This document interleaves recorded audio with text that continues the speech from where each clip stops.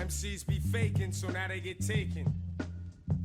Fake MCs, they always act hard, but won't walk the streets without their bodyguard. I hate fake MCs, they always act hard, but won't walk the streets without their bodyguard. How's it going, everybody? I am Donut. We are reacting to Luke Cage Season 1, Episode 6. We're almost halfway through. This episode is Suckas Need Bodyguards. Now, I assume that's just going to be Luke Cage being the bodyguard, going around protecting certain businesses and stuff. That's my guess. It's pretty straightforward. If you want to see the full length for it, check it out on the Patreon for $4 a month. That's it. So it seems like we're just going to be starting with the... Oh, shit, we're discussing the recent events that have the residents of Harlem confused and some even frightened. But so she talks about all of them. I was going to say, it seems like we're starting out with the intro every time now. Upside down and giving it a good shake. Trust me, no one wants to see what falls out. Oh, cool. So Trish is like a New York blind eye to the problems in our city. No, but I seen the news. The man is so strong, he doesn't have to answer anybody. Can you trust a person like that? Let the police do their jobs. That's what I say. Some would argue the boys in blue don't exactly have a sterling reputation these days. Oh yeah, Missy? Well, the next time what timing? At your door, maybe you should call Luke Cage instead of 911. You know what, Sophia? I just might. Let's take another call. Yeah. That's how it used to be, man. Called your neighbor. You didn't call that lady. Police just wasn't police. I know Luke. Comes into the fish fry, always treats my wife and me with respect. Last week, 2 kids started a fight. Luke took care of it, and nobody got hurt. I think it's noteworthy that the only people I've spoken to that criticize are the ones who don't know him personally. So many others have merely read about him or saw him on the news and jumped to conclusions. Trish, Luke is good people, and he belongs right here in Harlem. And I think it's important. I think we're getting this now. Not even half of the massive shift in the boundaries of possibility. But what is scary to some inspires hope in others. I, for one, would like to thank Luke Cage for all the work he's doing in Harlem. Those of us below 110th see the good work he's doing, and we hope he's doing well. Dope. I like that. Really nice scene. And very well, you know, put. Well, we all can't be as pretty as you. So is he gonna try and kill him? Ain't that the truth? You got the goods? You know me, I always come correct. It's all piled up in there, just waiting for you. So we're squared up? Nah, we ain't squared. We're a few zeros off. About $100,000 worth. Not that much comparatively, but that's half of the amount of money he has right now. Good. I don't need another dime. I need 100,000. No cash, no guns. It's very confident. No guns, no Domingo. I love how confident he is in every situation. Oh! He was ready to go. Shit, dude, Scarf. I don't want him to die. I like Scarf a lot. Oh, man. Holy shit. Come on, man. You gotta have something up your sleeve, right? Jesus. I thought he might have bullet vest or something. Shit, dude. Scarf just got his ass handed to him. I really thought that he was gonna pull a fast one on Cottonmouth, but... And now how you gonna explain that to your fucking partner? Your cousin. I'm shutting him down. You too. Okay, he's just telling him outright. Never that. It'd be a threat if he was asking you to do something, but no, he's not asking you to do something. He's just saying, I'm doing this. As soon as I put Cottonmouth in handcuffs, I'm ghost. You can make a career out of robbing bad guys. Yeah. Wear a mask. Yeah. If you don't want to be seen, if you don't want it to be known, then... I ain't no hero. That's a great slogan. I ain't no hero. Pay me. You can market that shit. Yeah, that's true. Cage is bulletproof. I've seen it myself. It's real. Does nigga have gills? Drown him. There's plenty of other ways you could have done it besides bullets, and you constantly shot bullets at him. Doesn't burn, though. Can you poison him? What a dumb motherfucker. How have you not thought about this? You sounding a lot like Mama Mabel. I'm sure. Yeah, this is much different from how she normally Don't worry acts. about Cage. His days are numbered. I got something for him. A bullet.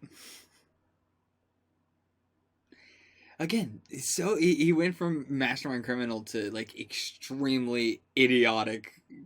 This plan is clearly not going to work. That shotgun blast alone should have turned your brain into mush. Does she mean just, you know, because of Shotgun, or does she mean even his brain seems stronger than normal, but bouncing around? It's supposed to be locked. Uh-oh. Is this Cottonmouth already trying something? Oh no, it's Scarf. Oh shit. Why is he here? Scarf? No cops. Not even me. Okay. Why me? Because you don't trust us. Yeah. Scarf is awesome. Scarf is such an interesting character. So fascinating. And yeah, it's a good thing Claire's here. He really lucked out in that one. Oh. So maybe we just turn this barber shop into the where Claire works. What happened to Chico? I killed him. Stay calm, Luke. Stay calm. Man's already going through enough pain right now. Man's going through enough pain right now. Don't. Please. Why do you expect people to tell the truth if you're just gonna kill them? Very bad precedent to set. Tell me the truth and I'll kill you. We're done. Let's go. Luke Cage got a really strange morality. I'm an asshole. There's no disputing that.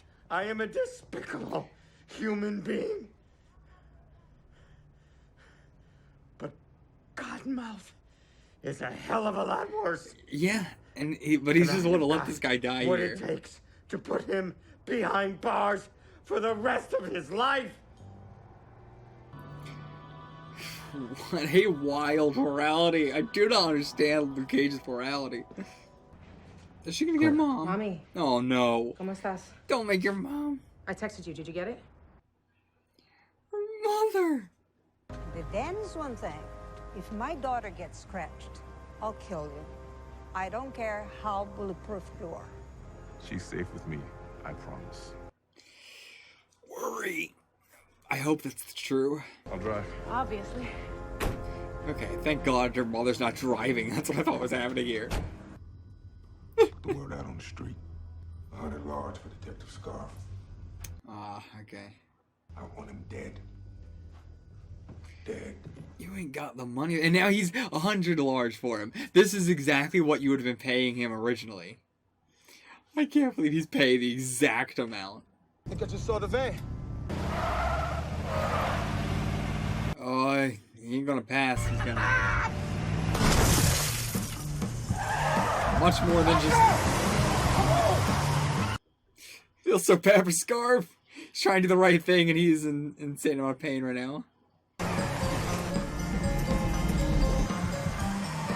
we're just gonna like, yeah, turn off the lights.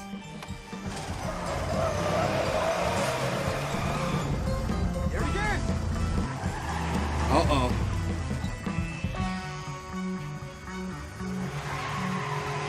What's the plan here?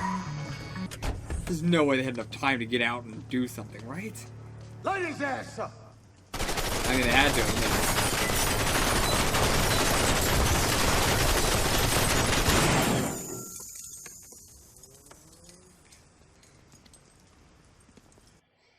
Unless Luke is the only one in the car. Shit. Okay, no. Okay, that's how they did it. That's dope. Wow. That is unbelievable. It's so cool. I mean, I don't know how the fuck they got Scarf through there, but... I mean, I know how. Not giving a shit. What the hell are you doing? Why do you want to rush down there? He might need my help. Shots fired. I mean, he resisted arrest. They probably lit his ass up. If he's dirty or not, you don't want to see that. He's still your partner. She's suspecting. Detective Knight. What's going on? Yeah, I'm trying to head down there right now, but Perez is stopping me. Who's that? Okay. Why? Who is that? Okay. I'll do that. Yeah, I'm glad you're okay. That was Scarf, wasn't it? Oh, boy. What'd he say? Not to trust you. that you're in on all of this. What? Hell no. You can't believe that rat. He's lying. He's in Cottonmouth's pocket much deeper than I am. I wonder if he was actually on the phone, or she was actually on the phone with him at all. Huh? There's no way he would have answered. No one was on the phone. Yep. Microphone check 50. Your grandmother, the notorious Mabel Stokes, and her brother-in-law, Pistol Pete Stokes, shown here, were major players in it. Stokes. The boy in that photo would grow up to be Cornell Stokes, a.k.a. Cottonmouth, a man whose name rings out in both legitimate and criminal circles. Oh, that's a personal photograph. You really have no right to show that one. How about this one? Somehow, a brutal assault that took place at the Crispus Attucks' houses didn't make the news. Even stranger was the millions of dollars in cash found on the premises in your office. Some people on the scene even describe a man who, under a barrage of gunfire, managed to beat down a number of criminals, some of whom may have worked for your family. So you can see how it might be difficult to decipher This is all live. which Harlem you stand for. Oh, real gotcha journalism. Despite these unwarranted attacks on my character, I have always tried to make clear what I want. Which I can't say for you, Timmy. It's very clear what you and the rest of your media friends want. You want a story, not the news, not the truth, just a story. She was able to spin it very well. To sell. Shut it down. How far is it to One Police Plaza? I gotta stop now. Yeah, we can stop as soon as we get there and we're safe. I gotta see my son. You can see your son and anyone else you want when we get there. Oh my god. Did Luke get in front of it? Whew. Yeah. Did a big old hero move. You okay? Yeah. At least I kept one promise. No scratches. On you. Mm-hmm. Oh, he's dying. I think his organs are probably failing. You got a lot of explaining to do, okay? And you're not getting out of it. You better let me do the interrogation, partner. I'm better. Yeah, I mean, his mind Oh, is you're better losing at it. The son thing No, out of you're this. not. I got rapport.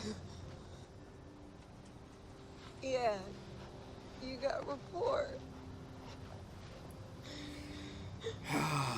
I'm glad they're actually giving this guy like a really good death scene. Brave, no. No, Rafe. No.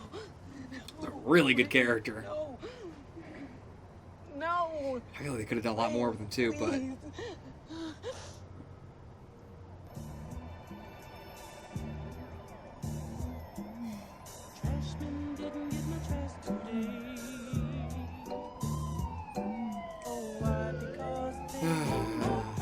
very somber end.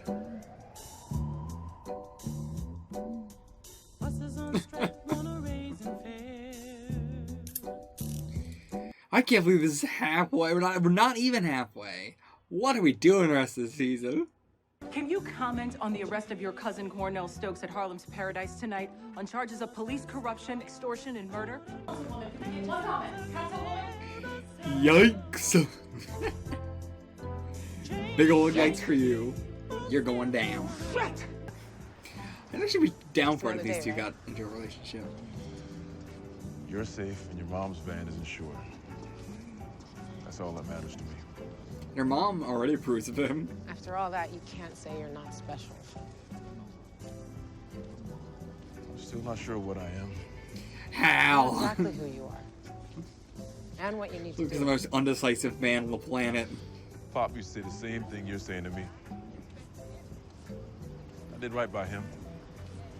Cottonmouth's in jail, and I'm done. You moving on? I think so. It's time. To move on to what? There's things with your powers you haven't even tested.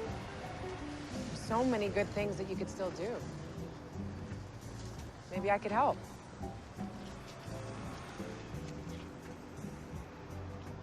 You have ideas? Yeah. Why don't we start by getting some coffee first? Hey. I'm not sleeping with you. Whoa! Did I say anything about that? Why can't coffee just be coffee? Never Okay, is. you didn't even touch your coffee this morning. You drank the orange juice. Okay, you don't drink coffee. I like them together. I hope that happens, actually. They're afraid of the headlines. Police corruption. A crime boss who's related to a prominent city councilwoman. And the only person to tie it all together is a corrupt cop. A dead one at that. Then I'll be the one to tie it together. You're on the wrong side of the glass for that, baby girl. Man, where are we going from here? We still got a little bit more to do with the Cottonmouth stuff in terms of the councilwoman, but other than that, doing stuff with Claire now, and we'll see. I'll see you guys for that. I'll see you in the discussion. All right, so we're starting off with the Trish talk. Let's just get right into that right off the bat. Was not expecting that. I never expect the smaller characters to appear and everything. Like seeing Claire in Jessica Jones for the first time was the big, surprise, because it's like, of anybody that crossed over, I was expecting it to be the main characters and stuff. So getting Trish, back here, and it also works perfectly fine as its own thing. There's plenty of stuff we bring up as like, if you have not watched their Netflix stuff or their MCU stuff, this must feel like such a huge plot hole. Right. But the Trish talk thing works so well on its own. You wouldn't really need to think about who it is or whatever. She doesn't reference anything about herself that we know or anything. I appreciated how standalone it is, because it also makes it feel real, like a real talk show that wouldn't be like, oh yeah, like when my boyfriend attacked me. But yeah, I appreciate that it felt like a real actual talk show. I loved the points that she was bringing up in that. I like that Trish is going to be our sort of I guess trying to change the opinions of the people character. Yeah. Like she has the talk show, that's what she was doing in Jessica Jones, trying to de-escalate how people were viewing hope and viewing people with abilities in general. Not de-escalating that, but re-escalating how people view people with powers in general. That they exist, and just because, or not that you should be open to the possibility that, something supernatural went down, as opposed to not. And even stuff that you can't physically see. It's very easy to say, I saw a guy lift a washer. Very hard to say somebody has mind control. So I imagine with Luke Cage, it's, a bit different. Everybody knows about Luke Cage, the Bulletproof Man. She doesn't have to have that talk. But I assume we'll get some, stuff further down in things and everything. Like, as she said, we are witnessing a massive shift in the boundaries of possibility. Of what is scary to some inspires hope in others. Yeah. And I do appreciate that she's giving everyone, she is giving Harlem a voice in this moment. Yeah. Especially because, they did bring up the idea of, historical figures and how in history, people get distorted. That's just how it happens. Yeah. Whether it's through textbooks or whether it's through, political stuff, people get distorted. I thought that Luke running by all those historical sites and stuff in Harlem was a really cool way of kind of showing that. The conversation, the only people who said anything nice about him on Trish Talk were people who actually knew him. People who just knew of him had completely distorted views of what he was doing. That's also exactly what I was talking about back with the Crispus Attucks thing, where all the people who didn't know him have, completely twisted what he was doing there and what he was about. Yeah. That is a really good point. I didn't think about, that at all with him running past all the historical buildings stuff. It's just Harlem is so full of everything is history. It sometimes doesn't even register to me as that happening, because it's I mean, it's fucking all historic, man. And ain't like Hell's Kitchen, we're just running past 5, hot dog stands. So, also, the one thing that I thought was kind of a, not even a reference, but just it makes sense in universe, is that after Simpson, Trish would definitely call Luke before 911. I mean, she'd call Jessica before either of those, but if she had to choose, she would choose Luke. Oh, yeah. Absolutely. Yeah, I think she has definitely learned her lesson with that sort of stuff. And, Simpson, I mean, a lot of his stuff was not directly involved with the police and everything like that, but he has not had great stuff with the police in general either way. So, and with mind control stuff, she is not, wanting to mess with that at all. Even though that should be taken care of, doesn't mean there's not other people out there who... The police are definitely, makes sense why everyone they've had the police on payroll, or Kilgrave has been, mind watching or mind controlling the police and everything like that. It makes sense why the supervillains would immediately go to the police to, help them get away with this shit. Yeah. So it's understandable why she is immediately wanting to distance herself from that sort of stuff, even if you take Simpson out of it entirely. Yeah.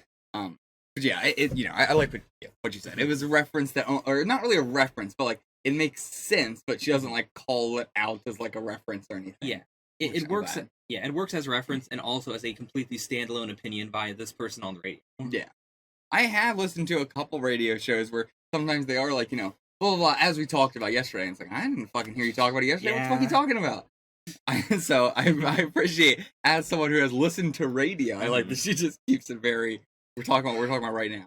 Yeah. I think that is the purpose of radio. Some radio shows now do get recorded. You can go into the archives. Yeah. But radio should be, I believe, first and foremost, something exists in the moment. Exactly, yeah. It is always live. Yeah. Should. Or at least that's how it used to be. Now, podcasts, it's different and everything like that. Yeah, there's a bit of blurring there. Yeah. But yeah, the talk about, somebody saying, not, Trish aside, talking about, oh, well, why don't you call Luke Cage instead of the police? And I'm all right, maybe I will. And it's that is, bringing that up as, a negative thing for Luke Cage. And it's that is what we're saying, though. We are saying we want to go to Luke Cage for help, and then the people, they're what am I trying to say? Their complaint against that, their knockback, whatever, is just, well, why don't you do the thing that you're trying to do? The same girl, the same lady, Sophia, also says, Luke Cage is turning the neighborhood upside down and giving it a good shake. Trust me, no one wants to see what falls out. When she was saying that, when she got me in the first half, first half, I thought she was saying it as a point of support. He's going around, he's shaking this place up, and, the scum is coming out. Yeah. But, no. I think she's also thinking of it as, I think some people could obviously be very, very afraid of, oh, I've done a lot of criminal stuff. Luke Cage is going to come after me? Right. But, that's the thing. People who know him know that he wouldn't be. They know Aisha has an illegal gun, and he crushes Aisha's illegal gun, and that's it. That's as far as it goes. He's not someone who's going after all illegal people. And one, he's not barely going after anybody at all, ever. But, yeah. I love the talk about them knowing the person, because we've talked about that for a long time in Daredevil and Punisher. And not the Punisher series, but Punisher in Daredevil. Right. I want to be clear. Have not seen Punisher Season 1 yet. For anybody watching these way later. Of course. I also wanted to say that Luke doesn't actually make the best choices, as we've seen. We still do not comprehend what is going on with him and Cottonmouth, why he doesn't just punch Cottonmouth in the face. Okay, if we want to get into that now... I want to bring this up just because of what that lady was saying. Okay. And how I think it does relate to, current events. In that, Luke is shaking things up, and he may not be making the best choices. But I believe, on the whole, him acting is better than him not acting. Same. In the same way. Yeah. I'm not going to say every rioter is fueled by pure altruism, or that, all the riots are inherently individually good. Yeah. But I think as a whole, this is an important event that should be happening. It is the putting one priority over another priority. Yeah. It is, everything is being shaken up right now, and a lot of bad stuff is coming out, and we may not want to look at it, but it should come out. Yeah, it needs to. If we were, I gotta talk about Luke Cage, though. Of course. I've been doing thinking over it with the past 6 episodes and stuff, and honestly, not a big fan of Luke Cage as a character. I think he's got some of the best rule of cool out of any of the characters. Okay. But, and I'm very interested in, the plot of the show, and a lot of, the supporting cast and everything like that. But as far as Luke Cage himself, I'm not a big fan of him. Okay. One, I'm not sure if I fully understand him, but even all the stuff I do understand from him, I don't know. I don't like I'm realizing I'm not a fan of the dynamic of the I don't want to be a hero thing. Right. I only like that when they have a very good reason for it. Or when we first get into Luke Cage. Sure. We're talking about him being a fugitive and him not wanting to be a hero because he didn't want to get found out by the police or get in the police spotlight. That. Yeah. And I got that 100%. But that's not his issue now. Like, that made sense to me before, where it's like, yeah, Pops, you shouldn't be talking him into having to do this, and trying to do stuff for the city because he's got much bigger problems that he's worrying about. If he did this, he would be arrested, put in prison, and all that stuff. But that's clearly not the case. He's going with an illegal name. His past identity has been completely erased and everything like that. He doesn't have to worry about that. Right. And he doesn't seem to worry about that at all. That seemed to be the thing he brought up early on, and now it's just not a thing anymore. Yeah. And now he's talking about, oh, I'm already hood famous, and I don't want to be, celebrity famous and all that. But it's that, it's not, because I don't want the police, it's just, because I don't want to be famous. Right. Yeah, so I'm realizing, I am a fan of the I don't want to be a hero because of, with Jessica, where she was worried about if she, tries to go out there and be more, she got away from Kilgrave once. She didn't want that to happen again. Yeah. She felt like she was outclassed and there was nothing she could do. I like that stuff a lot more. Matt not wanting to kill people because he's Christian. All these, hard rules that are put into them because of something about their personality or circumstances that they are in. But Luke Cage doesn't really feel like he has that right now. It just kind of feels like he's just, whining. It just feels like he's saying, why should I have to help people? Yeah. It is. And he can... Bobby made a great point, this... No one's saying you have to do it for free. I ain't no hero. Pay me. That's what your slogan should be. Pay me and I will, help you if I determine it is morally, whatever, morally okay. But yeah, him, I don't know, man. I'm not much of a fan of it. How are you feeling about it? I'm feeling pretty conflicted. I think this show has a problem with really relating things. Also with the whole Mariah stuff, just as an example relating to this. I didn't understand until right now that everything relating to, her and Cottonmouth being connected and the bust of Chris Baggs, I didn't realize that was all being covered up. So for the last few episodes, she was saying, I'm screwed, my reputation is ruined, and then we go to this episode, and it seems like it's fine for the first half. Yeah. And then we learn, it was fine for the first half, until the reporter brought it up. Yeah, it was really, I feel like there's not a great job at really, we talked about early on when it's they kept bringing up Mariah is Stokes' cousin thing. They brought it up so much they beat you over the head with that. Yeah. But everything else, they kind of just, I wouldn't even say they repeat it to make sure you get it. They just don't say it, I feel like, sometimes. There's a lot of stuff that is just, implied that we never see happen. I haven't really felt this for anything else in the MCU. Same. But it feels like, in some, written series, I have this feeling of, the author really put a lot of time and effort into writing all these characters and the plot and everything, and they don't tell us all of it, but they know it, so sometimes they're like, I know this is going to happen, so I'll have this character act like that, but then we as the audience don't really know what's there. It also feels like a lot of stuff, because of the characters and the factions and everything, feels like a lot of stuff's been shot out of order.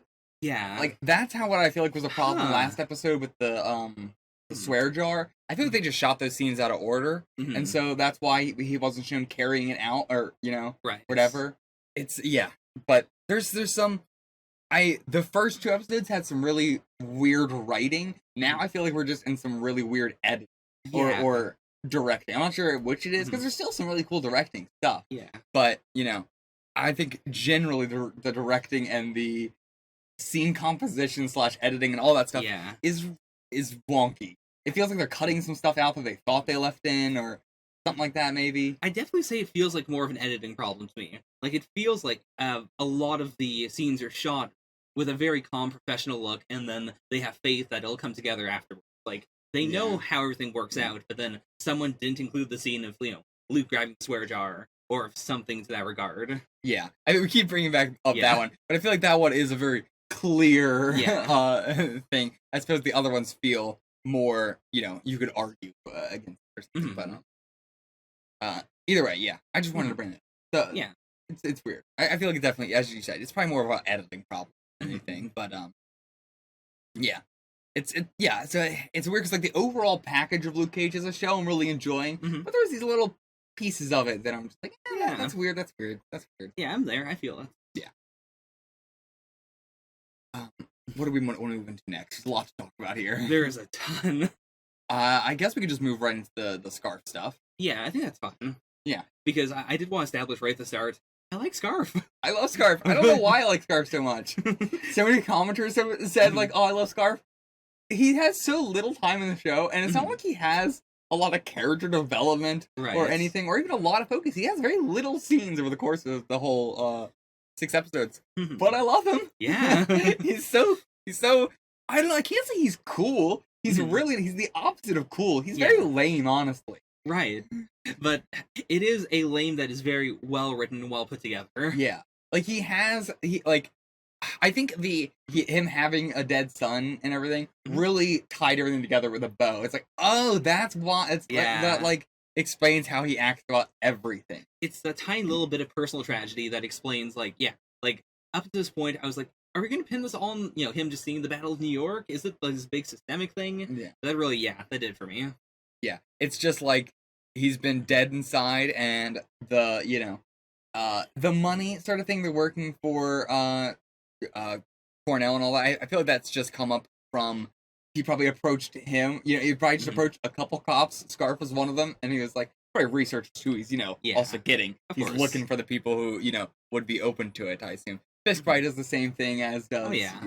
Or I imagine a lot of the cops talk to each other. Like, if one of them knows, this guy's looking for a few bucks, his morality's a bit wobbly. Yeah, true.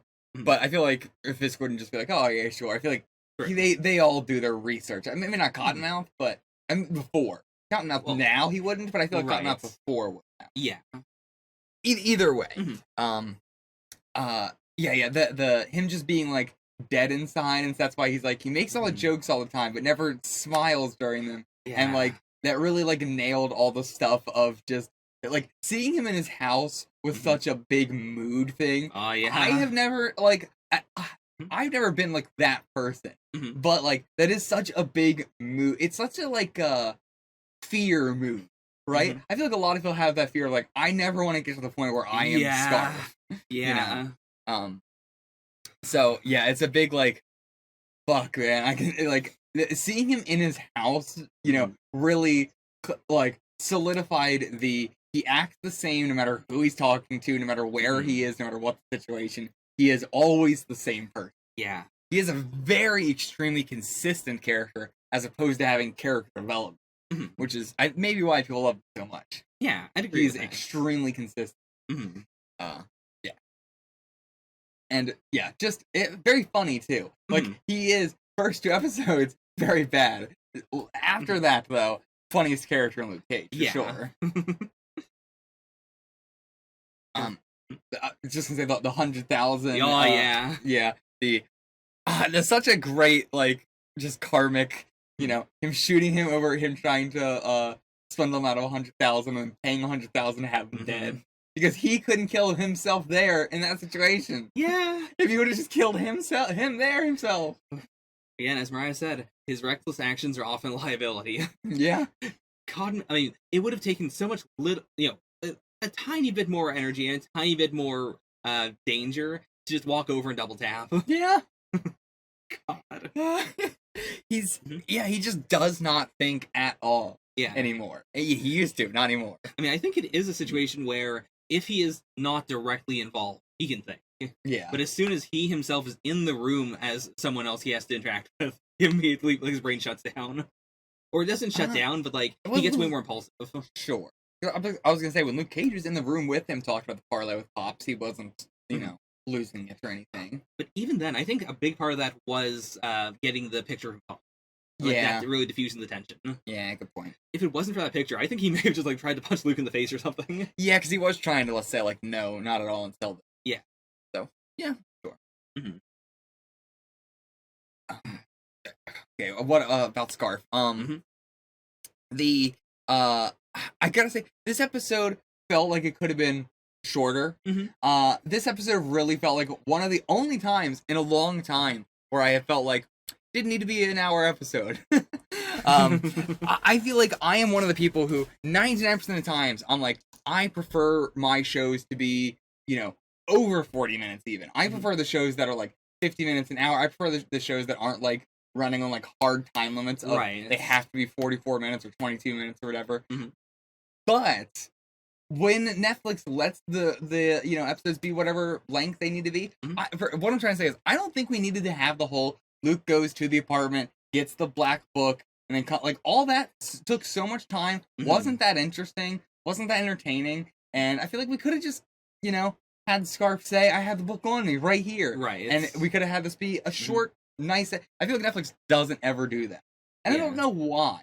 Actually, like I don't think there'd be any money reason for that, right? Not really, no. I think it is just like that they extend most creators, a blank slate. They get to say, if you want your episode to be any length, you can make it any length. It's up to you. Yeah, I guess even if it's all being released, it's also the thing. It's not like it's coming out week by week, so it's also like not like you're just getting a shorter episode that week or anything. Right. But still, I can see it's like, I might have backlash if like one of my episodes is like 30 minutes, all the other ones are 50 minutes, or whatever.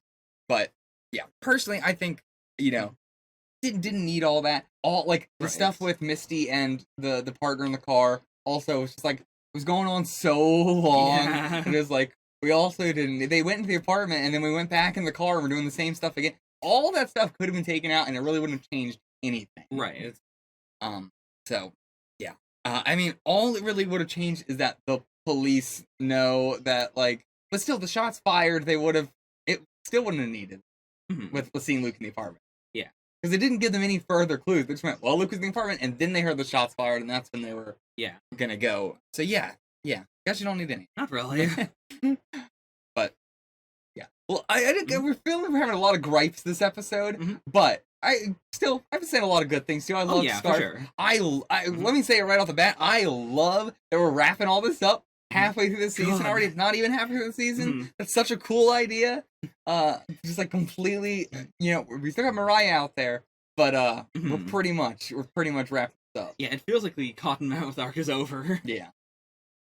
And I don't know what's gonna happen with Mariah. I don't know if she's like we've definitely been building her up as the more competent one. Yeah, but I don't think I think at this point it's almost certain she's not gonna be running Harlem. I don't think she's gonna be running Harlem, but maybe she'll do something with like Diamondback or something. Yeah. Maybe. Also, Shades just pieced out. He's gone. I loved the scene with Zip and Cottonmouth, where Zip's like, let me step up. And Cottonmouth's like, that is not going to work out. Ain't got no choice. And just seeing Cottonmouth's face, they're just like, God damn it. All right, put the goddamn word out on the street. Again. That's all he can ever get Zip to do. He's just like, put the word out on the street again. Try it the 5th time. Maybe it'll work this time. Oh, what? It didn't? Oh, what a surprise! I really enjoyed the scene where Cottonmouth and Mariah are talking, and Mariah, like on the spot, without prompting, comes up with like 5 different ways to kill Luke that don't involve the bulletproof skin. Yeah, it's so like, Cottonmouth is such an idiot. I can't believe he hasn't thought about any of this shit until now. Yeah, and poisoning would have been so easy while he was still working at his own shop too. I mean, granted, he wouldn't have had that opportunity because he quit before he knew he was behind it all and everything. But like, now I'm not sure how he would poison Luke. That'd be pretty hard, honestly. Yeah. I mean, who knows? You could probably, depending on how you played with Luke. Luke is not like Luke feels more invincible than he really is. Yeah, which I think is a double-edged sword. Part of the reason why I think people don't think to do anything apart from shoot him is because he has this like aura of invincibility. Like he has the big swagger, which I think like does trick people into going like, okay, all I can do is try and shoot him, and hopefully that'll work. But I mean, like, it would be hard to trick him into drinking something that's poison or eating something that's poison.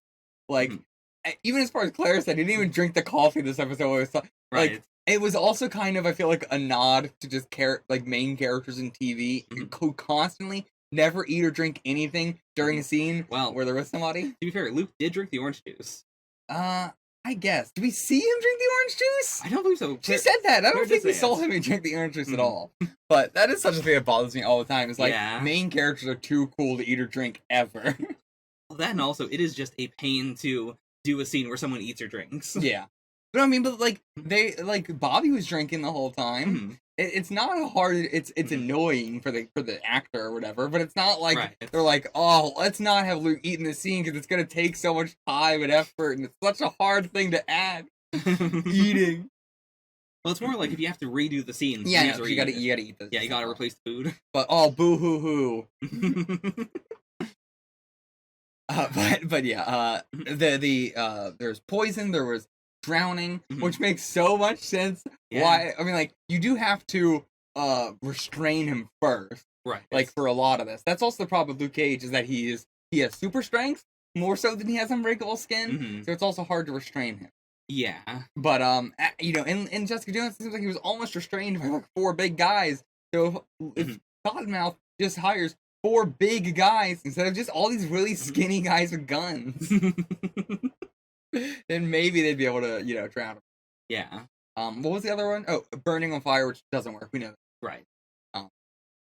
But yeah, I appreciate that they were bringing that up. The fact that Cottonmouth has not thought about any of that till now has made him previously. Well, I guess again, it wasn't until because he should have shot the rocket launcher at him. He knew at that point that Luke Cage had bulletproof skin. Yeah, but maybe not knew, but should have come to the real, sure, but thought he was a mastermind criminal. There's also such a big difference between being shot and being hit with a rocket. Like, that is such a magnitude larger than being shot. It is, but it should not be the first thing you jump to. It really shows his, like, not level-headed when it came to this sort of stuff. But, I think, drowning would definitely work. Poison, I feel like also because he's there with, he's got Claire around. If he got poisoned, Claire could probably, it would work to poison him, but I don't think it's going to be a kill him thing. Yeah. We also don't know how the healing thing works with him. If he does have super fast healing as well, so let's say he gets poisoned and it doesn't actually affect him because he's just got super strong healing. Who knows? Maybe. It's honestly hard to know. I do want to say though, I see The Boys, The Boys. They've also brought up the same thing of like a character has like unbreakable skin, and then it's like, well, why don't we kill them via this way, and they say like, oh, other people have tried that, you can't. But they don't ever say what they mean by that. Right. Like, oh, why don't we, suffocate him? Oh, somebody else already tried and they died. How? Why? What do you mean? Like, I hope that in Luke Cage we see villains try and do stuff like that. Yeah. I hope we don't just stick with them going, well, it probably won't work, so I'm never gonna try it. Or, well, I heard somebody else did it, so we shouldn't. I always hated that. I mean, like, when you're trying to kill someone, especially really quick, especially since The Boys is such a deconstruction of superhero stuff in general. That line felt so fucking lazy to me. I feel like nobody ever talks about it either. Yeah. But there's a lot of stuff I love in The Boys. I hate that line so much. I just wanted to get that off my chest. I've wanted to say that for so long. I hate that line. But yeah, continue. Like, when you're trying to kill anyone, you should go through process of elimination. Yeah. So, like, shooting them in the head is a good idea. Like, try it, and if it doesn't work, then you gotta try something else. Not a rocket launcher! That's not process of elimination. Process of elimination should be, we shoot him, he's seems like he's bulletproof. Let me not check if he's explosion-proof yet. Let me first try and do something that wouldn't affect his skin. I mean, to be fair, I don't think most people would go with, he's bulletproof, his skin must be very hard. Oh, well, what do you think they're going with? What else are they thinking? All of them is bulletproof. Okay, so they're thinking, drown him. I mean, if they're thinking all of him is bulletproof, why are you trying to hit him with a rocket? I mean, you say drown him as if that's the next logical step, but how do you drown him? You grab him. People keep on trying to grab him. It doesn't work. No, they don't. So They're shooting him. One or two people try to grab him every once in a while. It doesn't work. You gotta get them all at once. They didn't see the grow off. They don't know you just need 4 people. I mean, as he had the car door to like keep them off him and away from him. He keeps them back away from himself. Right. If they just get on him. Again, this is why we're never gonna get villains and mooks as cool as the ninjas. No one is as smart as the ninjas. Okay, where do we move on from here? I did want to say, first of all, Claire and Luke, good dynamic. I like them together. Oh, like, yeah. Just, as characters together. Last episode, I was like, no, I don't think we're doing anything there. This episode, I think we're doing something there. I still think we're doing some sort of flirting with him and Misty, but I don't think we're actually going. Okay. I do think, like, they are flirting a lot, but I don't think we're actually going to go anywhere. Mm-hmm. Yeah, I feel basically the same as you right now. I feel like that's going to just be the classic cop and robber dynamic into it. Yeah. It's going to be a real Sly Cooper and the Fox lady. Carmelita? Yeah. Of course, that's my reference as opposed to any other classic cop and robber duo. It's a good one. Sly Cooper. Which I'm pretty sure is a reference to another more famous one. Oh, I'm sorry. But I cannot think of it off the top of my head. I did want to say, since this has come up twice, oh boy, I'm going to try and do a comic book reference. Oh boy. So, in episode 1, Luke, at the very end of episode 1, he famously says, I'm not for hire. And then this episode, we get the line of, your catchphrase should be, I'm a hero, pay me. Yeah. In the comics, like, he starts off as being a hero for hire. Okay. Like, the thing is, Power Man, hero for hire. Or Luke Cage, hero for hire. Power Man is his actual hero name. And so, I have been very fascinated by the fact that the series hasn't really, we've had too little digs at it. But I'm curious to see if they'll go for hero for hire or not with him.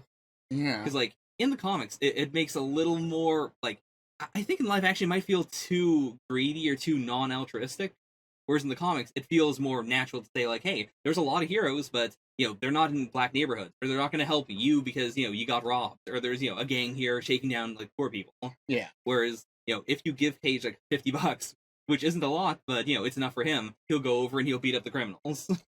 From an outsider's perspective, it seems like Spider-Man just goes around and helps people who are in need, and every other superhero just seems to happen upon shit. From an outsider perspective, obviously. But yeah, it seems like from the everything I see from other superheroes is them eviscerating people on an image, or just always fighting supervillains. Right. Whereas so much of the shit I see with Spider-Man, it seemed like, fighting robbers or a thief or, a murderer who's killed one person. Yeah. Very, very down to earth sort of stuff. I mean, he is facing supervillains and stuff too, but yeah. Even then it feels less like, the ones I'm aware of. It feels I don't know, different. I'd say you probably haven't seen a lot of street level heroes. And Luke does I think in the comics he does try to fill that gap of he's on the streets and he's helping people who usually would not be helped. Yeah. I think that's a good point. It's I haven't heard about a lot of I've never heard of Jessica Jones. I never heard of Iron Fist. I don't know who the fuck that is. Luke Cage I had heard of. I never heard of Power Man, but I had heard of Luke Cage. But not in any meaningful way. Okay. Just in Luke Cage was a black super. That's all I really knew about him. Okay. I didn't know anything about Unbreakable Skin or Super Strength or anything like that. Just Luke Cage black super. Okay. I mean, I'm not surprised. Yeah. Yeah. I knew he was but no. I was gonna say I knew he was very 70s, but no, I didn't know he was very 70s. I just immediately guessed that he was very 70s. I guessed that he, what I'm thinking of is, when I saw him in Jessica Jones, my picture in my mind of how he looked in the comics was pretty much exactly how he looked in the comics. A little bit less ridiculous, but I was picturing, a deep V-neck chest and bell-bottom shorts. But I was picturing, a flowery sort of headpiece thingy. Okay. I was picturing very hippie in the comics, which it does seem like he kind of is, but isn't a hippie character. But the way he dresses is very hippie. Even with the tiara and everything, it's a metal tiara. Yeah. But it does feel like a flower crown. Sure. Almost. I thought about I said how ridiculous that was in Felt Very Gladiator, but now saying this, I was picturing him. I guess I was picturing him wearing basically tiara. It's just so much weirder that it's a metal tiara. I'm picturing him like a flower crown. But yeah, all that aside, where are we now? Or what the hell were we talking about? Who knows? Well, we were talking about Luke being a straight hero. Yeah. And helping the people, being a hero for hire. Yeah. Is there anything else you had to say about that?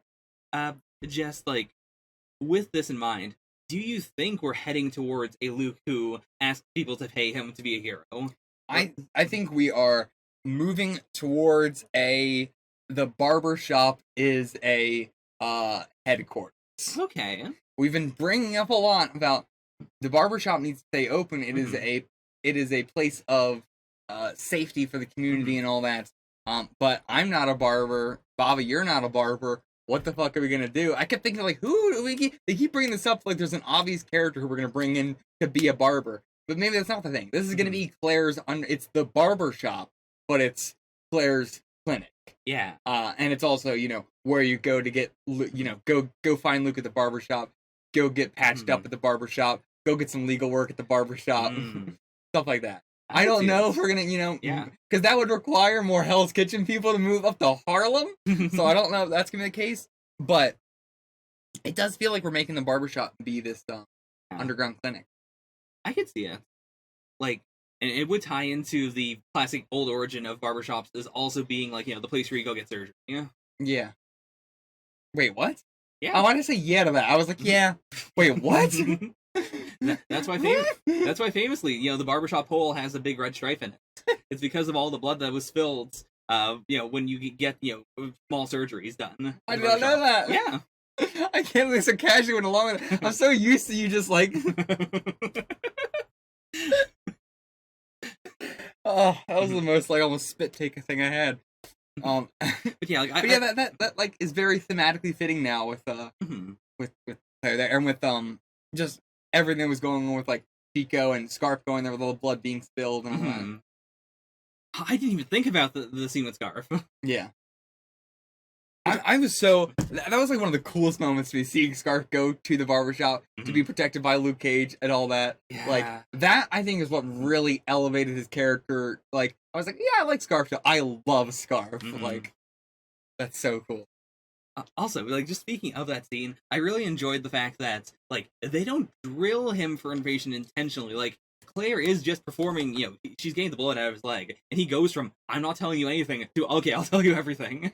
Oh, I did not take that scene as that. I took it a different way. Okay. I mean, continue with what you're saying. Yeah. I took it as, like, he went in there expecting to just get protection under the guise of, I'm a good cop who happened to be hurt, and I came here because, the police are after me. And I think in the moment, as the bullet was being pulled out of him, he immediately started blabbing, and then turned that into, like, you know what? Okay. Like, once Luke, like, looked down at him and said, what happened to Chico? I think, like, in that moment, he was still trying to lie, but then he broke and decided, okay, I'm just going to bear everything, and I'm going to hope that Luke doesn't kill me. See, I thought that he was going to come forth working with Cottonmouth and all that. I thought the only thing he was not going to come forth with was killing Cheek himself. But, and especially because of the wording that he used when Luke says, like, tell me what happened, to Cheek. I don't remember if he said tell me what happened to Cheek or just tell me what happened or whatever, at that point. But he specifically responds, I can't tell you anything right now. Right. Because she was pulling the bullet out of his leg. And he's like, I am in too much pain right now. I cannot... Why do you expect me to give you information as surgery is being performed to me? And as soon as the bullet is out, he goes, okay, they tried to kill me, blah, blah, blah, blah. I actually really liked it as a scene of, like, so many scenes in media where they're, like, torturing somebody or, like, doing surgery on them, saying, tell me what happened or whatever. Or, like, tell me what happened and they press hard on their wound or whatever. But it's like, they're not going to say it while you're doing that. Yeah. You say, tell me what happened. Then if they say no, you do that. You can't say, tell me what happened as you're pressing on the wound. Yeah. I could take it either way, honestly. I really like your look at it. I think specifically the words right now is what made me think he was like, he was going to come forth anyway. He was just, yeah. Okay. Also, with the whole, like, they shot me, they tried to kill me, blah, blah, blah. What agenda is he trying to push here? Does he think that Luke Cage is just going to buy the Cottonmouth just shot a random police officer? I thought he was going to spin it as the cops are corrupt and they're after me, the non-corrupt cop. Which would also explain why he would then say, like, we can't go past any police checkpoints or anything. Like, I thought it was a plan that was changing in the moment. No, because if the plan was, the can't go past any police checkpoints or anything, like, that would be the case for. I mean, once he was shot, he knows he's not going to spend this bullet. He knows no matter what, he's got to give himself up at this point. Okay. I'm pretty sure.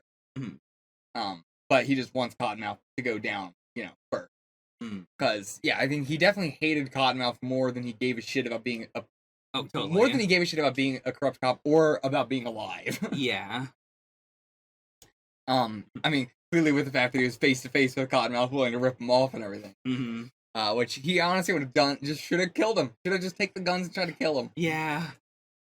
But, sucks for him. Great last scene, too. Oh, absolutely. Yeah.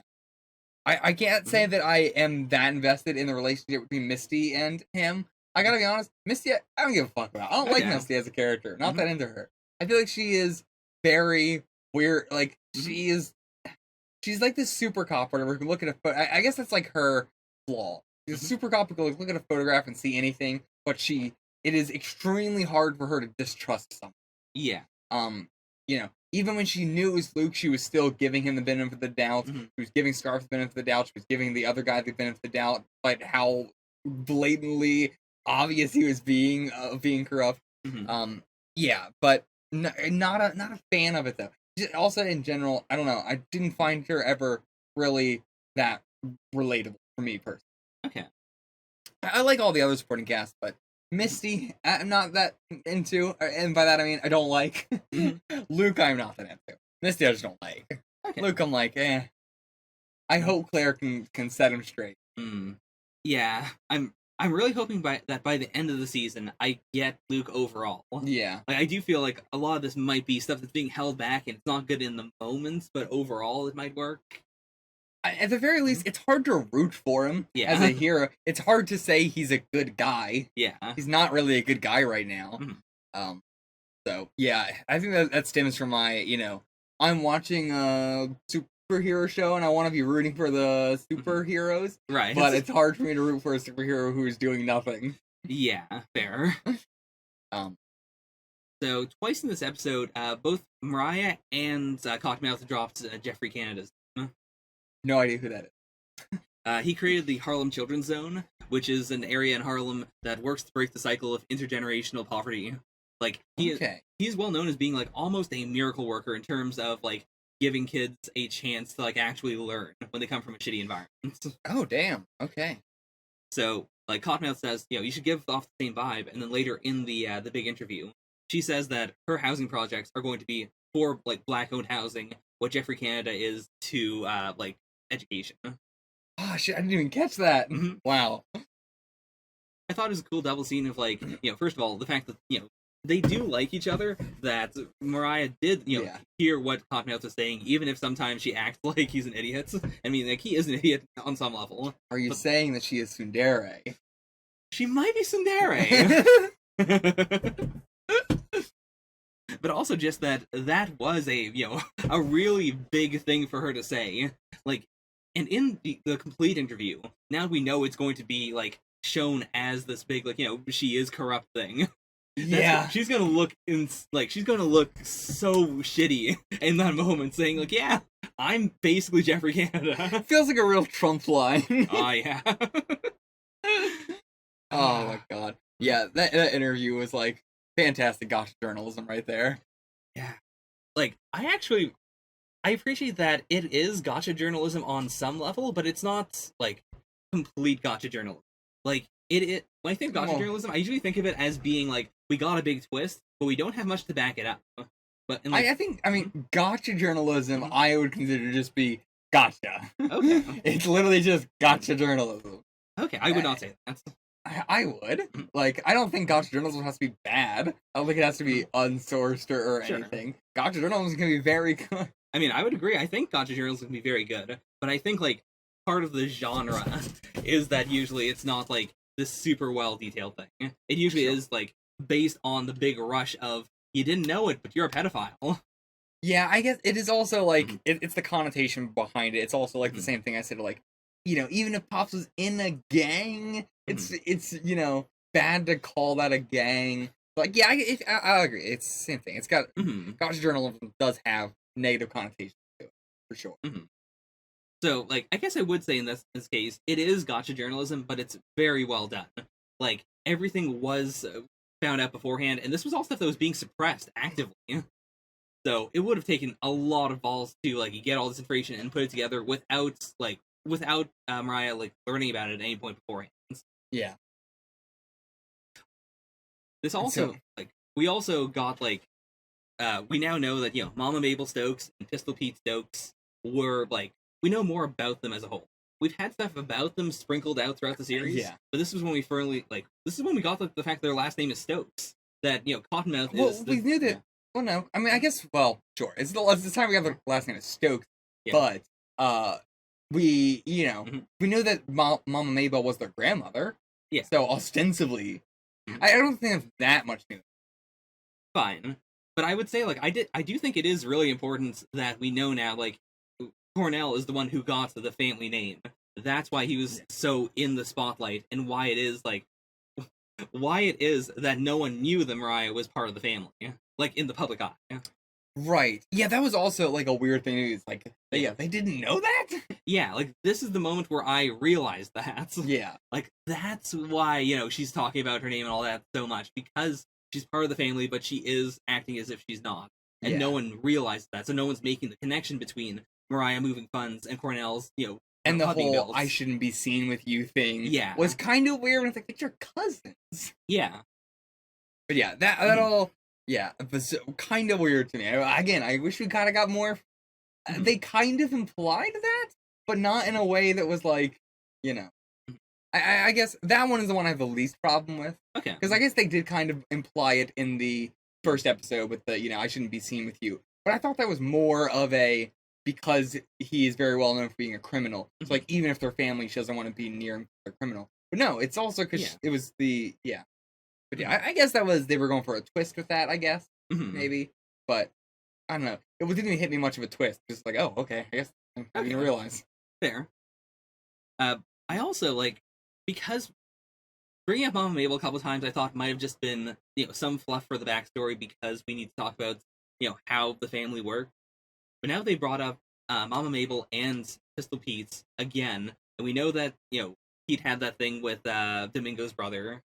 I could see next episode being a flashback for them. Yeah, there's enough there that I think, even if we don't get a flashback, I think we're going to have to talk about Uncle Pete and Salvador's deal that didn't actually happen. Because we got Mama Mabel's voice, I feel like we're going to get a flashback. I feel like we wouldn't get a voice unless we're going to see her, and we're not going to see her unless it's a flashback. Right. And I think, if this is, the end of the Cornell arc, I think this would be a good, transition moment to say, okay, this is what happened in the past. This also wraps up Cornell, and this also, sets up a little more for Mariah, if Mariah is going to be, not the next big villain or anything, but if she's just going to be in the story still as a antagonist. And more for Domingo as well. Yeah. That's the thing also, I thought Domingo was going to be very 2-bit, and then it came into, I guess he's going to be Cornell's enemy for a little bit. But, and then that didn't happen either. Yeah, so I think he might also be, not the final villain or anything, but I think he might continue to be, a big antagonist for the rest of the season. Yeah, and they're going to have to do some sort of flashback or something to hype him up, because he came in, and he just sort of threatened and said war, and then left, and we haven't seen him since. Yeah. He hasn't really done anything to warrant us being afraid of him in any way. And his main thing is guns, so I'm doubly not afraid of him. I mean, his main thing is guns, where we already had Diamondback as the guy whose thing is guns. So really, Domingo's thing is, I don't have guns, because I paid all this money for guns, I didn't get them. Oh yeah, I mean, he still has guns, he just doesn't have the good guns. Yeah. But yeah, I guess that is a good thing. I think of him as the gun thing, because he was supposed to get all those guns, but I guess it's not. His thing is just the drug thing. Yeah. So I guess we're getting into more of that. I guess he'll be more of a systemic villain than a Cottonmouth was shooting rocket launchers and sending people after us and stuff. Right. Whereas Domingo might just be more of a systemic problem we got to deal with. Yeah, I think the rocket launcher scene is very big as the, this is the big moment where someone tries something very explosive against Luke. Yeah. So I think the rest of the season, at the very least, is going to be more stuff Mariah coming up with a plan to drown him or something. Or Domingo figuring out, ways to attack the people he loves. Yeah. That kind of thing. Yeah, the rocket launcher is an incredibly dumb move, and it really, like, from Cornell, and it really has to take his character down a bit, because, like, he goes from mastermind criminal who is really, like, orchestrating this shit perfectly, honestly better than Fisk was, so much better than Fisk was. Yeah. He was so cool as this mastermind criminal, and they really brought him down, and I like his character a lot. I'm not saying that I like his character less. I mean, I do like his character a little bit less than Sin. Sure. Mainly just because I would have liked to get a little bit longer. Would like to get more than 2 episodes of him as a mastermind criminal. Right. Especially during the 2 episodes. They didn't have a very good writer. Yeah. But, so I'm a little bit salty that I didn't get more of it. But I'm not saying that I don't like what they're doing here. I do like the fall from grace.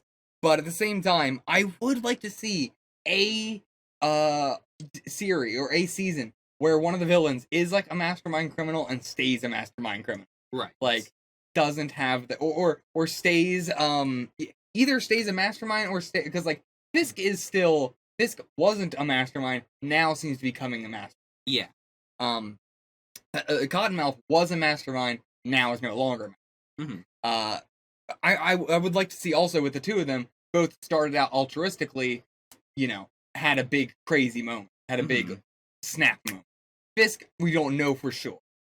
Cottonmouth, we know for sure he was doing it altruistically at some point. Yeah. And then he slowly started. I wouldn't say there was a snap. I mean, there was a clear snap. But even before that, there was a slow, not doing it for. Not altruistic. Altruistic is a very bad Very word. bad. Doing it for a greater good. For the greater good is what I meant to say. Okay. And definitely not altruistically. Very bad word to use. But yeah. They're both doing it for the greater good. If we are to believe Fisk in his own words. If those weren't lies. I don't know if the I am the road was a thing that he decided then or was always his mentality. It's really hard to tell. And I don't know if we're ever going to get a concrete one or the other on that. But I think that's fine. But yeah. So I would like to see either a criminal that can stay a mastermind or can stay doing for the greater. Okay. We've had some movie villains like that, but I would like to see a seasoned villain. Yeah. I think if we get any like ongoing mastermind stuff, it might be like related to the Hand, because the Hand is also just a big organization. So I could see like a whole season where the mastermind stays a mastermind, and their plans fall apart, but they still stick around. Yeah, well, if their plans are falling apart, I don't think that makes them a mastermind. I mean, it could be a classic. You took down this plan, but you missed the big plan. Like you saved Hell's Kitchen, but you didn't realize that I took over all of New York in the backgrounds. Okay, sure, I can see that. Or also, like plans can go wrong even if you're a mastermind. Cornell orchestrated the whole parlay thing very well. He was very mastermindful in that, but the plan still went wrong because of other, because of Shades, honestly, really. Shades telling Tony telling him to tell Tony and all that stuff. So yeah, I think, you can be a mastermind and have your plans go wrong, so I guess I could still be fine with that. Okay. If there is someone who is a genius, but just all of his subordinates keep fucking up everything. Which is what we were getting sort of with Fisk originally. But he still, I would not call him a mastermind. He was very smart, but he was not like a mastermind. He was very cowardly. He was very a pussy and like that. Fisk's thing in season 1 was more so just being the guy who no one knows. Yeah. Like everyone knows about the other like gangs and the other people he was working with, but no one realizes there is a kingpin. Or they know there's a kingpin, but they know nothing about it. You don't talk about like the mastermind. Leslie was like the most mastermind there. True. But okay, we're getting off topic. We're gonna talk about the other show. I have some weird vibes coming off of Misty's captain. Right. Yeah. I was trying to remember which one was the captain. Yeah. The black lady. Right? She's the captain. Was she black? Was she not? She may have been black. I thought it was the black woman captain and the white guy with the beard. She was not the captain. The captain was, I think she was Asian. The lady who, got in the center of the room and told the entire precinct, oh, that was the captain? Yeah, she's the captain. Okay. They call her the captain a couple times. Oh, fuck. the titles of the police, I'm not sure what is what. Sure. But yeah, she is the biggest person that we've seen thus far in that specific police area. Okay. Who was the other woman? And then who was the bearded guy? What are their titles? I believe they are on the same level as Misty. I think they're both detectives. But they said you're our best detective. You and Scarf were the best detectives we had. Right. So why would they also be detectives? I mean, you can have a lot of detectives. That's just a rank. I get it, but it seemed like they ranked above them. Yeah, like, I do think Misty and Scarf were the best of the best. And the other two weren't the best of the best, but they were just doing the investigation on Scarf. Okay, I guess I'm just not sure what their title would be then. Detective. I mean, is it like super detective? Awesome detective? Double detective? How do they rank above Misty and Scarf? I don't think they rank above Misty and Scarf. They weren't bigger than them. They weren't? They weren't bigger than them. Okay, I guess that's why I'm just confused. I thought they were. Okay, confused. But okay, I got you now. What were you saying? So the captain, say it again what you were saying with that? So, now that I know who you're talking about? Yeah. So, I don't trust the captain. Like, she has this very, like, team dynamic thing that I think is, not necessarily bad, but because she's so, like, teamy, because she is so, like, gotta bring our boy home, I feel like she, like, if this precinct is so fucking corrupt, she has to be in on it. I feel like, I don't know if she's in it or not, but she is a great example of the not corrupt cop. Like, of the cops that know there is corruption, know all this shit that is happening, and are just doing nothing. Right. Like, she is the ultimate, like, oh, I am so pissed that we're not going to be able to talk with this corrupt cop. Oh, I'm so fucking pissed. All right, time to go home, watch TV. Bye, guys. Right. See ya. It's the you don't actually give a shit. You're acting angry, but you're not. If you were truly angry, you'd do something about it. Yeah. But so it's interesting to see how Misty is probably going to take this down. Then she is probably going to be fired, lose her job. Then I don't know where we're going with Misty, but I feel like if they want to be realistic, she's probably going to lose her job. That's always how it happens, especially since she's a black cop. Yeah. Black cops coming out, standing against police corruption, fired almost every single time. So, I'm curious. Very worried for her. Yeah. But that said, though, I also think she is a bad cop, so I don't care if she's fired. Wait, what makes you think she's a bad cop? I mean, her trust thing. She's so bad at her job.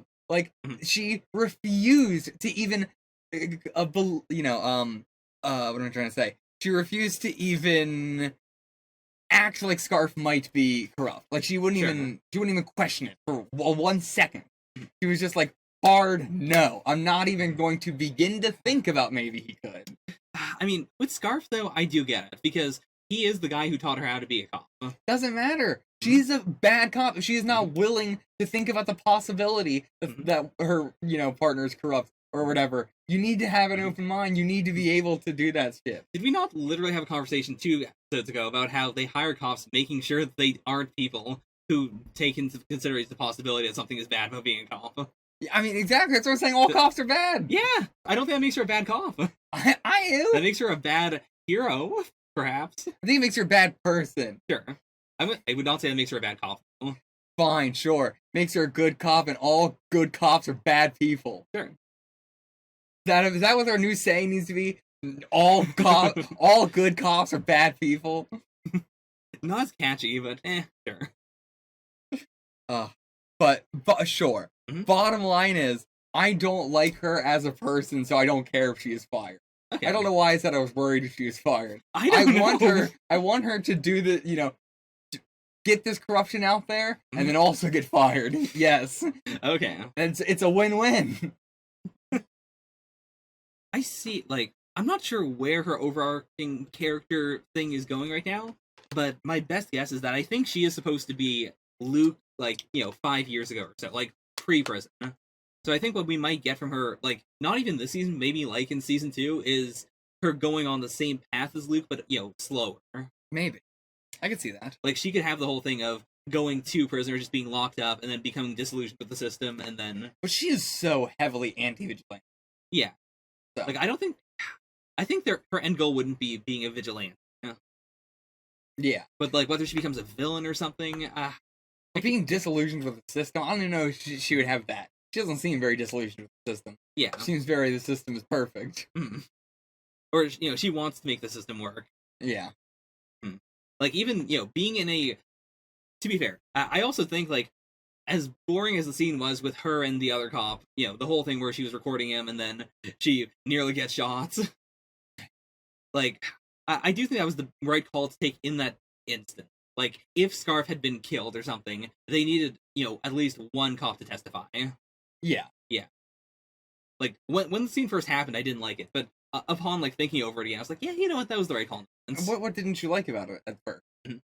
The fact that she did the big gotcha, and then as soon as he attacks her, she doesn't try to shoot him. She doesn't? What? Why do you want her to shoot him? Like, I thought she was risking her life unnecessarily. I wasn't thinking about the idea of her, needing him as, evidence of Scarfa's death. It shouldn't matter. Why should she shoot him? Self-defense. No, she was not about to get killed. She could have been. There was a gun that wasn't hers. She is a police officer. This is her job. To be shot? Yes. Yes, it absolutely is her job. It is What are you saying? Yes. I'm saying it's on her job. Like I'm crazy. I'm saying it's on her job to get shot. Yes, it is. If you were a police officer and you are not, if you think, oh, I'm afraid to get shot at, don't be a police officer. Be anything else. Be a taxi driver, because taxi driver is more dangerous and you will get killed. Right. It is not dangerous to be a police officer. It is so unbelievably not dangerous to be a police officer. Okay. That's what I'm saying. I'm saying that I can't believe you wanted to shoot him. To be the absolute last resort. Absolutely, 100%. And if you're going to shoot somebody, if you don't shoot them in the head, you should absolutely be fired. I 100% do. Sure. If you are a cop and you shoot somebody, you do not shoot them in the head, you should be immediately fired and immediately arrested. Because you should never be pulling your gun unless you were planning to kill them. Right. And you should only be planning to kill them if they have a gun trained on you and are killing you, which is not what was happening. He was trying. He was making a very good case towards. Okay, just because they're trying doesn't mean you shoot them. Just because they're trying doesn't mean you shoot them. Okay. It means you arrest them. It means you can. She's a fucking police officer. Anyways, overall, I brought this up to say I liked the fact that she didn't shoot him. I didn't like it in the moment, but I liked it overall. Not sure how much more I can talk about this episode. I'm so mad now. I think we've covered just about everything. Like, how much of this do you think is going to be swept under the rug? Like, do you think it's all going to be swept under and then she has to, like, do a full investigation? Or do you think, like, some of this is going to stick? It's hard to tell. Like, I want her to be able to, Are you saying before? Like, I think that she is going to, come forth with all... Misty is going to come forth with all the police corruption stuff and then get fired. Like, I think she's going to come forward and get fired. That is my theory. Okay. But in terms of, like, what is going to be hidden from the public before she is able to do that, I guess my prediction is we're not going to be shown. I think in classic Luke Cage fashion, we're not going to know. They're just not going to tell us. I can... Yeah, I don't want that to be the case, but as you said that, I was like, yeah, that's probably what's going to happen. Yeah. That's what I was trying to think about when you first said it. I don't know. I was like, I don't think we're going to know. I don't think we're going to know. Anything else you want to talk about in this episode? We covered Mariah. Like, most of my notes were on Mariah, and I think we've covered her pretty strongly. Yeah. Yeah, we good. All right. I think we're done for this episode. Get the fuck out of here.